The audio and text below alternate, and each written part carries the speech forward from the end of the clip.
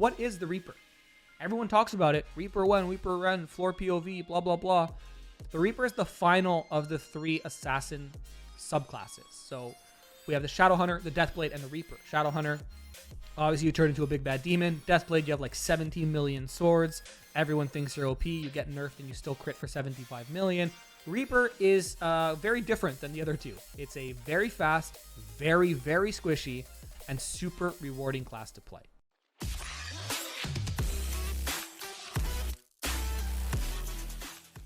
Hi everybody, my name is Grenton, and if you're not familiar with who I am, I'm an esports commentator and host, and I've casted almost every Lost Ark PvP tournament since its launch in the Western region.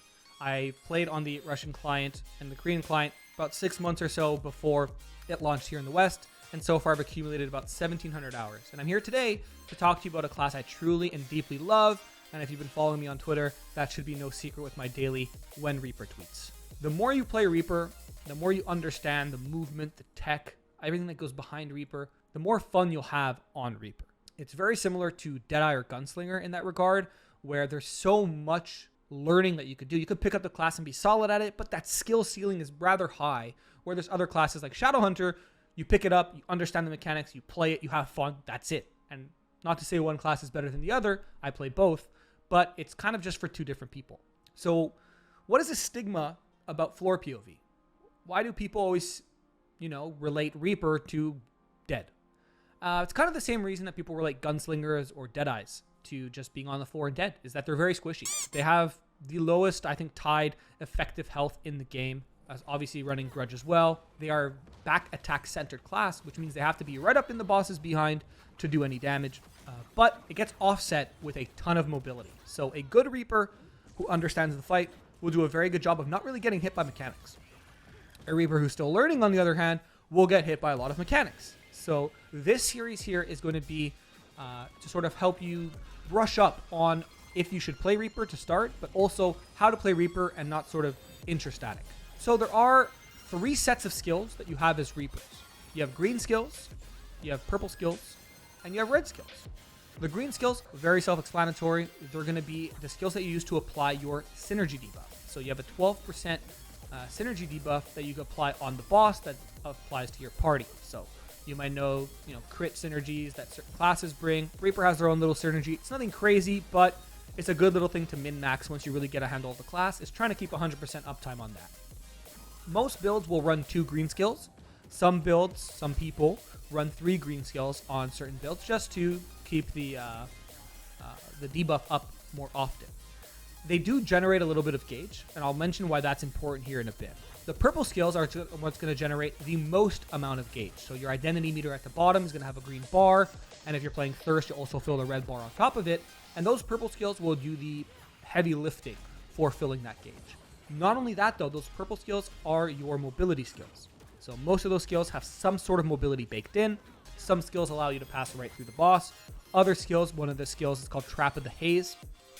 Here on the Russian client, it's actually a built-in counter. So Reaper have 2 counters, one green counter and one purple counter. And it's very important that you learn how to utilize these skills in a way that not only builds your gauge, but allows you to dodge mechanics and reposition yourself to the back of the boss. And finally, you have your harvest skills, your red skills. Those are your big damage skills. So if you're playing Voice of the Moon or Moon Sound, these are the skills that you're going to use to really unload everything you just did in your rotation or your prep, your build, and now you're going to spend it with these red skills. If you're playing Thirst, these are still your damage skills. You'll just be using them more often, and you'll be keeping your meter filled as opposed to filling and spending like you would for Voice of the Moon. There's 2 awakenings for the Reaper class, just like every other class. You have New Moon and you have Solstice. So New Moon is 99.99% of the time used for PvE, and what it looks like is it looks like the Arcana Awakening, the Arcanist Awakening, where it draws a pentagram a bunch of times and then it explodes at the end for a big chunk of damage. Something to note though is that when you use this, it'll actually backflip your character, and that could be really good or really bad. You can backflip into a mechanic, you could backflip on Vulcan and then get knocked off the edge. I've seen a lot of things happen. I've done a lot of terrible mistakes using this awakening as well, but a very easy way to sort of use this awakening effectively is to just flick your cursor to the other side of where your character's facing. So when you do the backflip, you actually backflip into the boss. And if it's a actual boss monster and not an elite monster or a regular monster, it'll actually act as a wall, and your Reaper will just hit it and then stay behind the boss. The other awakening is Solstice. And Solstice actually puts you into stealth and allows you to dash 3 times in any direction you want. You can run around as well. You're in stealth. So as long as your stealth remains, you can dash as you see fit. This one's usually used for PvP, and it's used for catches or to just finish off a target. The first 2 dashes will stagger the enemy, so that's a tier 1 CC, and the third dash will actually knock them down, which is a push CC or a tier 2 CC. So a lot of Reapers in PvP, they'll use this when they're trying to isolate a target, or when they're really just trying to engage onto a target, or even some Reapers use it for peeling. It's not really used in PvE, but again, like I said, there's no one way to play Reaper. There's no one way to play any class. So if you want to experiment with it, by all means, go for it. But I do suggest sticking with New Moon. So let's talk about the difficulty of Reaper and why people consider it the hardest class in Lost Ark. By the way, I don't believe it's the hardest class in Lost Ark. I don't think that any class is inherently super hard. I think there's just a learning curve to every class. Some classes' learning curve is smaller. Some classes' learning curve is much larger. Reaper is on the larger side, but I don't think it's the largest learning curve in the game.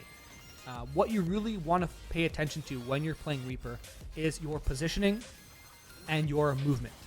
You want to be able to kind of predict boss mechanics and position yourself accordingly, much like any squishy class in the game. You'll see Arcanists doing it, you'll see Deadeyes doing it, Gunslingers, even Sorks. They need to position themselves properly. That's just the name of the game when you're playing an action RPG like this, or an action MMORPG like this, that has telegraphed boss patterns. You can't stand in the bad unless you're a Destroyer or a Gunlancer.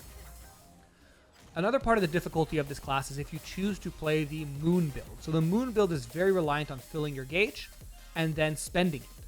Obviously, if you miss your spend, if you use your Burning Brand, your Scarlet Ray, your Bloody Strokes, whatever ability you use, and you miss, well, you just lost all the damage you worked for the last 10-15 seconds to build, and now you have to wait for you to build that meter again. Thirst is a little bit more forgiving, where the only thing you're really concerned about is uptime. You want to keep that buff uptime that you have, that 8-second buff, for as long as possible. And the benefit you have with Thirst is those purple skills. You don't even have to touch any enemy to refresh the duration on that 8-second buff at the bottom of your screen. The green skills, they do actually have to connect with a mob or a boss to refresh that duration, but the purple skills don't. So if you watch Thirst Reapers on Twitch, or you watch me play Thirst Reaper, you'll sometimes see that we'll use purple skills just to move. We'll use it as a kind of pseudo space bar, just to kind of refresh that duration. And what that buff is once you fill up your green and red bar, you go into sort of frenzy mode. And what that means is that you're just faster, you're dealing a ton more damage with your red skills, and that's what's very important. So should you play Reaper?